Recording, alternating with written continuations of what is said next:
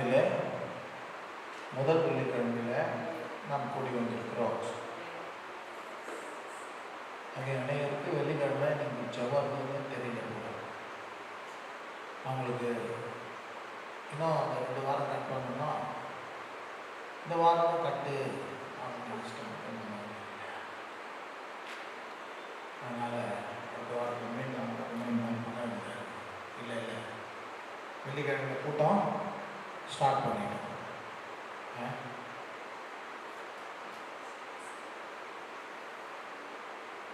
எபேசியர் 1ஆம் அதிகாரம்.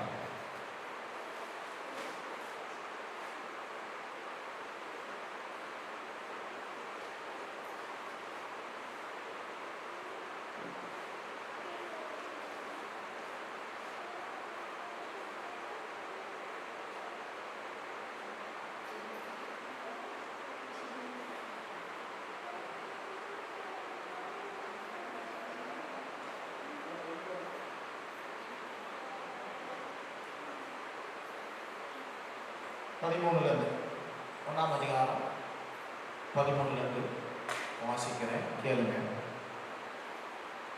நீங்கள் உங்கள் ரட்சிப்பின் சுவிசேஷ சத்திய வசனத்தை கேட்டு விசுவாசிகள் ஆனபோது வாக்குத்தத்தம் பண்ணப்பட்ட பரிசுத்த ஆவியினாலே அவருக்குள் முத்திரை போடப்பட்டீர்கள். அவருக்கு சொந்தமானவர்கள் அவருடைய மகிமைக்கு புகழ்ச்சியாக மீட்கப்படுவார் என்பதற்கு ஆவியானவர் நம்முடைய சுதந்திரத்தின் அச்சாரமாக இருக்கிறார்.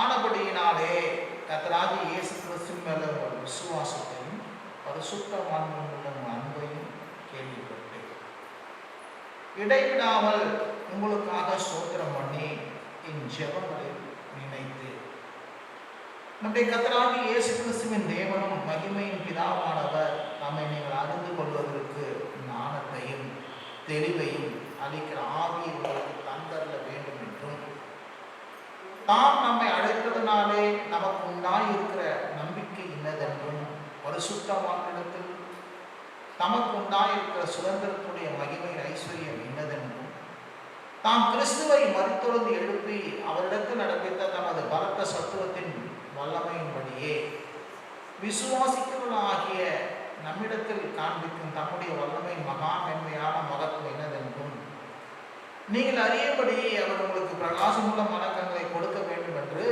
வேண்டிக் கொள்கிறேன். எல்லா துணைத்தனத்துக்கும் அதிகாரத்துக்கும் வல்லமைக்கும் கர்த்தத்துக்கும் இன்மையும் மாத்திரமல்ல மறுமையும் பேர்பட்டிருக்க எல்லா நாமத்துக்கும் மேலாய் அவர் உயர்ந்திருக்கத்தக்கதாக அவரை உன்னதங்களில் தம்முடைய வலது வரத்தில் உட்கார்ந்து செய்து எல்லாவற்றையும் அவருடைய பாதங்களை கீழ்படுத்தி எல்லாவற்றையும் நிரப்பும் நிறைவாக சரீரமான சபைக்கு அவரை எல்லாவற்றுக்கும் மேலாக தலையாக தந்தருளினார்.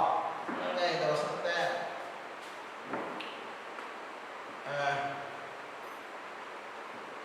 நான்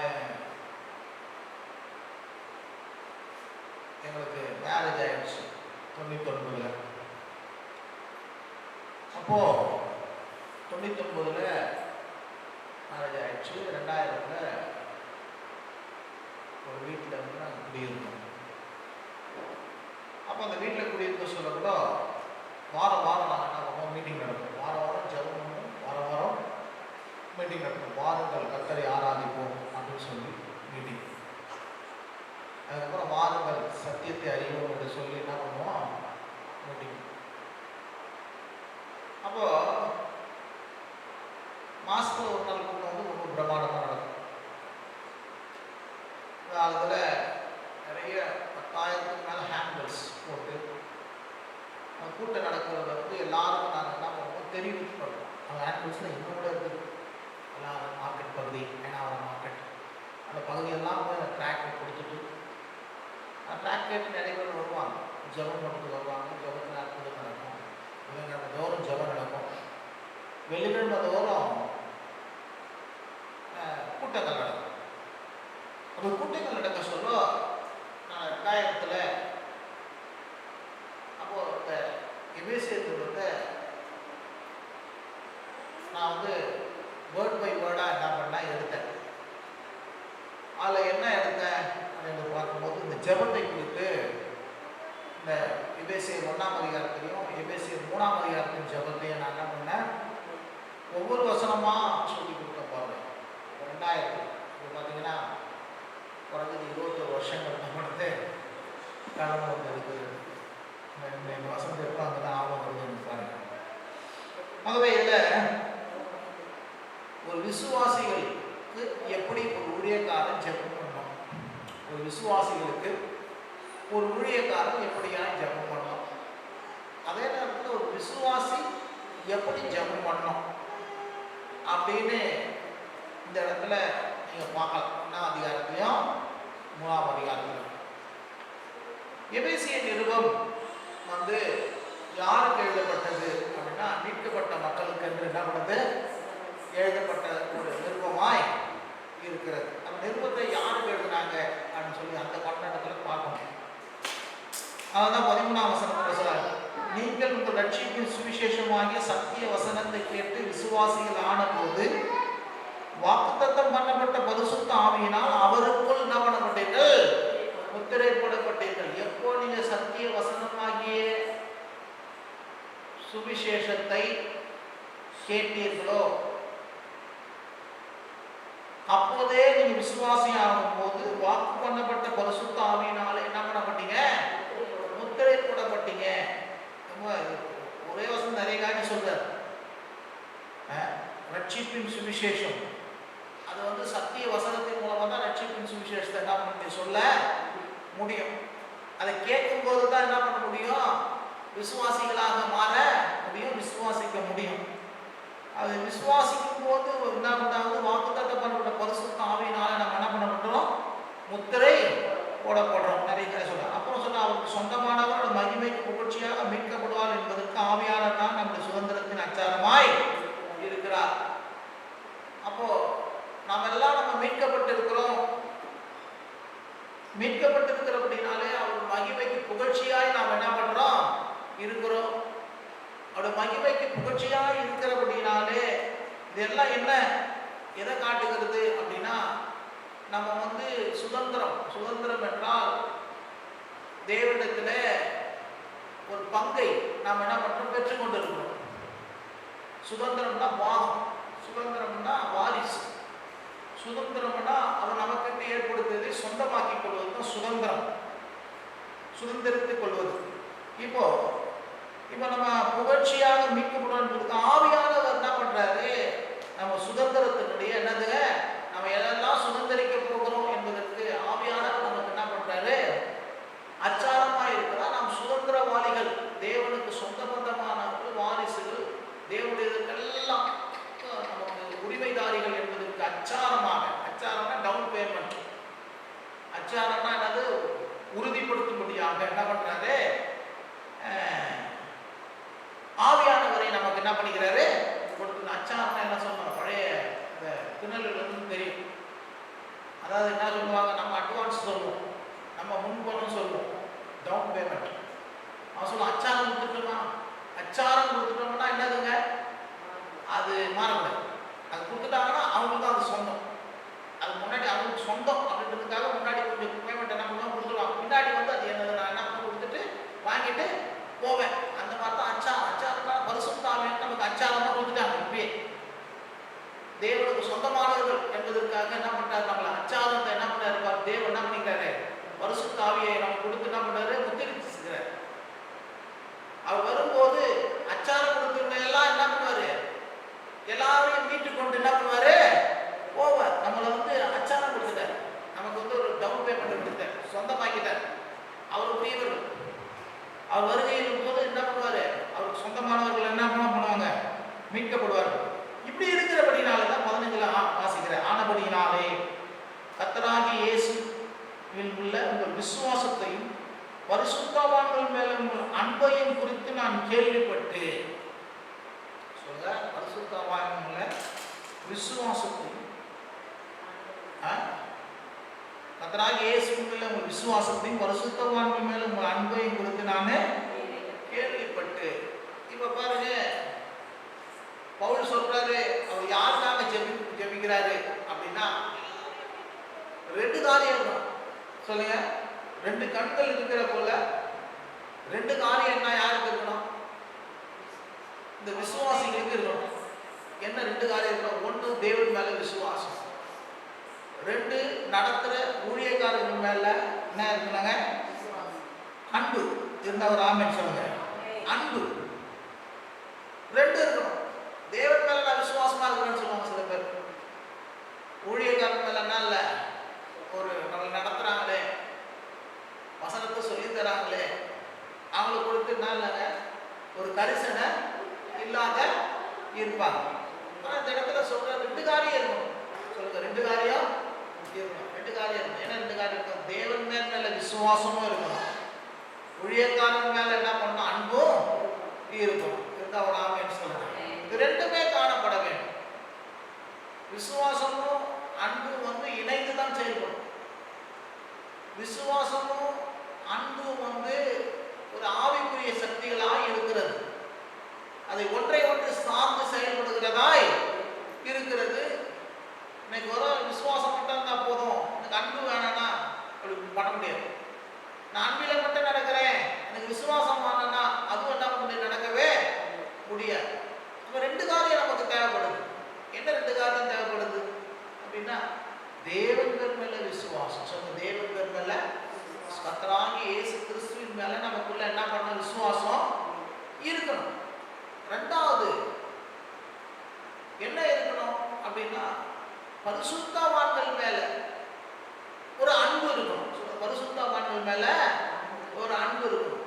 தேவனை நான் நேசிக்கிறேன், தேவனை விசுவாசிக்கிறேன் அப்படின்னு சொல்லிட்டு ஊழியக்காரர்கள் மேல, நடத்துகிற ஊழியக்காரர்கள் மேல, பரிசுத்தவான்கள் மேல ஒரு வெறுப்பையும் கோபையும் பகையும் என்ன சொல்றது, அது இருக்கவே கூடாது. என்ன பண்ணக்கூடாது? அது இருக்கவே கூடாது. நிச்சயமா அது இருக்கக்கூடாது. அது வந்து அன்பிலே நடப்பதற்கு சாத்தியமாகவே ஆகாது. தேவன் வந்து என்ன சொல்றாரு, என் நிமித்தமா ஊழியக்காரன் ஒரு வருஷம் தண்ணீர் கொடுத்தாலே நான் என்ன பண்ணுவேன், அதுல ஆசீர்வதிப்பேன் அப்படின்னு சொல்றாரு. ஏன் அது இருக்கணும்? விசுவாசம் ஏன் இருக்கணும்? ஊழியக்காரர்கள் மேல அன்பு ஏன் இருக்கணும்? அன்புனா ஒரு பரிசுத்தமான ஒரு அன்பு. தேவனை நேசிப்பதை போல, தன்னை நேசிப்பது போல பிறரை என்ன பண்ண வேண்டும்? நேசிக்கணும்.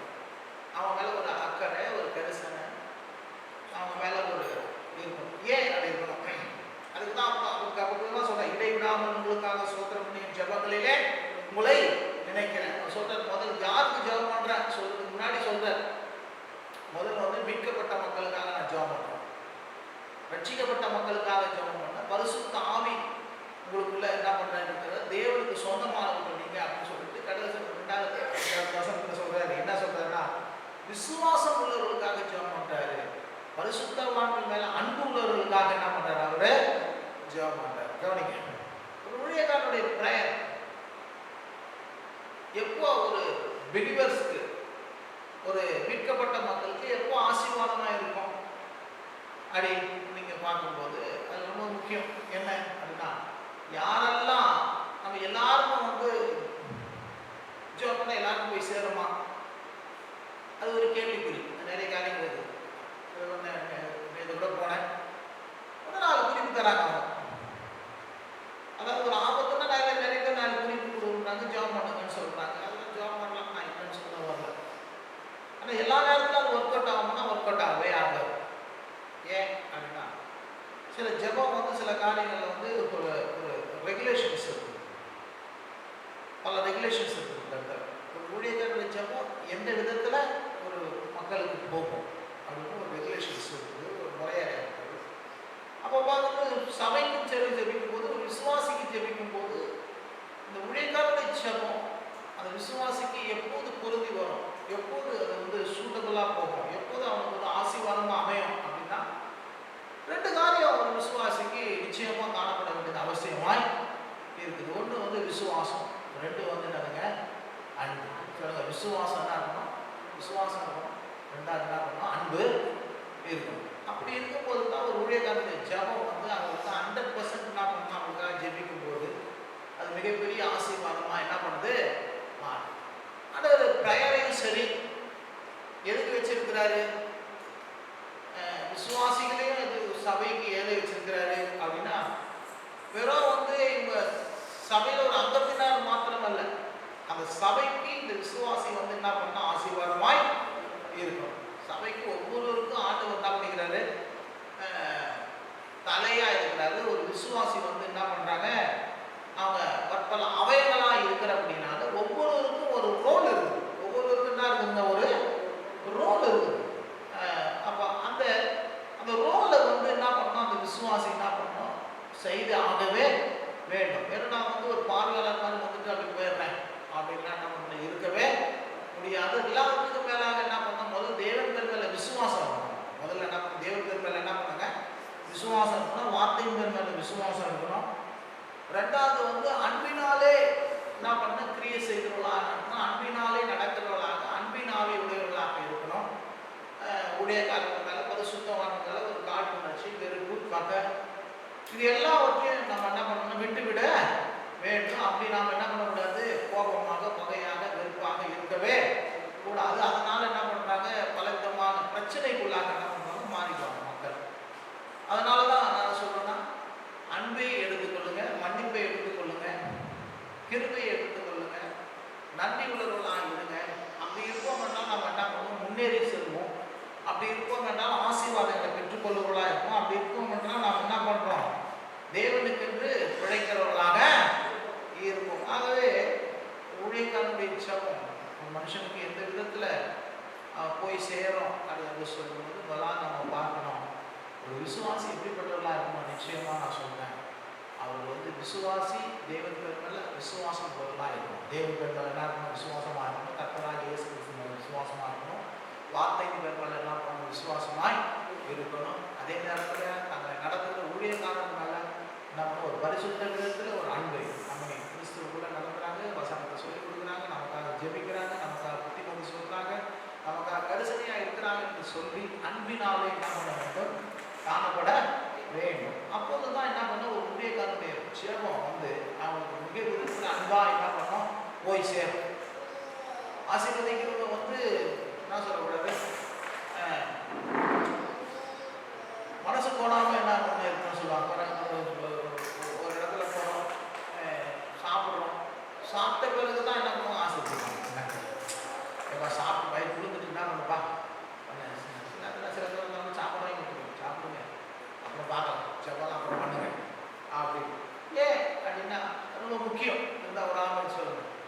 அவங்க பசியோடு கூட இதுவோடு கூட என்ன பண்ண இருக்கவே கூடாது அப்படின்னாங்க. அதனால பிரியமானதுல முதல்ல வந்து தேவன் பேர் மேல எல்லாரும் விசுவாசமா இருக்கிறீங்க. நான் என்னன்னு சொல்ல, அதே நேரத்தில் உதயகாரன் மேல என்ன பண்ண வேண்டும், அன்பு உள்ளவர்களாக, பரிசுத்தமான அன்பு உள்ளவர்களாக, நன்றி உள்ளவர்களாக, அவருக்கு நாம என்ன பண்ண ஜெபம் பண்ணணும், அவருக்கு நாம ஆசீர்வாதமாக இருக்கணும், நம்ம நடத்துதான் என்று சொல்லி நன்றி உள்ளவர்களாக இருப்போம் என்றால் நிச்சயமா அந்த ஜெபங்கள்லாம் நம்முடைய வாழ்க்கையில நம்ம மிகப்பெரிய ஆசீர்வாதத்தை கொண்டு வரும். இன்னைக்கு 2 காரியத்தை போதும். என்ன, ஒரு விசுவாசி எப்படியா இருக்கணும் அப்படின்னா, விசுவாசமா இருக்கணும். எப்படியா இருக்கணும், அன்பாய் சொல்லுங்க, விசுவாசமா இருக்கணும், அன்பாய். இது 2 கண்கள் மாதிரி எப்படி வந்து ஒரு ட்ரெயின் ஓடுறதுக்கு எப்படி ஒரு 2 தண்டவாளம் தேவையோ, ஒரு வண்டி ஓடுறதுக்கு வந்து என்ன பண்ணுறது 2 சக்கரங்கள் தேவையோ, அதே போல் நம்ம ஒரு விசுவாசி வந்து எப்படிப்பட்டவர்களாம் இருக்க வேண்டும்னா, ஒன்று விசுவாசமாக இருக்கணும், 2வது என்ன பண்ணணும், அன்பாக இருக்கணும். அந்த எடுத்துக்கொள்ளுங்க. அப்படியா இருக்கும் என்றால் நிச்சயமாக சொல்கிறேன், நம்முடைய ஜெபங்களுக்கு 100% வெற்றி கிடைக்கும். நமக்காக மற்றவர்களுக்கு ஜெபம் பண்ணும்போது அது மிகப்பெரிய ஆசீர்வாதத்தை நமக்கு என்ன பண்ணோம் கொண்டு வரும். கர்த்தருடைய ஆசீர்வாதமாக அடுத்த வாரம் நிறைய காரியத்தை பார்ப்போம். கர்த்தர் நல்லது. ஜெபம். பிதாவே இயேசுவின் நாமத்தினாலே திரு சமூகத்துக்கு வருகிறோம். இந்த வேலையில் ஆண்டவரே கடந்து வந்த ஒவ்வொரு தேவ பிள்ளைகளுக்காக நமக்கு சொல்கிறோம். தேவரீர் மீட்கப்பட்ட ஜனங்களுக்காக சொல்கிறோம், பரிசுத்தாவிப்பட்ட ஜனங்களுக்காக சொல்கிறோம். அவருக்கு சொந்தமானவர்கள் அவர் வசத்தினால் கருதப்பட்டு மீட்கப்பட்டிருக்கிறார்களே சொல்கிறோம். அந்த மீட்கப்பட்ட ஜனங்களுக்குள்ளாக கர்த்தாவே நீங்கள் ஆண்டவரே விசுவாசத்தையும் அன்பையும் வைத்திருக்கிறீங்க. மெய்யாகவே ஆண்டவரே அந்த விசுவாசிகள் கர்த்தாவே நீ கொடுத்திருக்க அந்த விசுவாசத்தையும் அன்பிலும் நடக்கத்தக்கதாக அந்த கிருபையை நீர் அவர்களுக்கு தந்தரும்படியாய் நாங்கள் செபிக்கிறோம். ஒரு நாளும் ஆண்டவரே சாத்தானுடைய கண்ணிகளுக்கு இடம் கொடுத்து ஆண்டவரே தவறான வழியிலே செல்லாதபடி ஒவ்வொரு விசுவாசையும் கூட கர்த்தாவே ஆண்டவரே அன்பிலும் சத்தியத்திலும் தேவன் அறிகிற அறிவிலும் ஆண்டவரே சாட்சியிலும் ஆண்டவரே வளரத்தக்கதாக கிருபை தந்தரும்படியாய் நாங்கள் செபிக்கிறோம். இதோ வந்திருக்கிற ஒவ்வொரு தேவ பிள்ளைகளுக்காக நாங்கள் சோதரிக்கிறோம். இந்த ஆண்டவரை முதல் கூட்டத்தை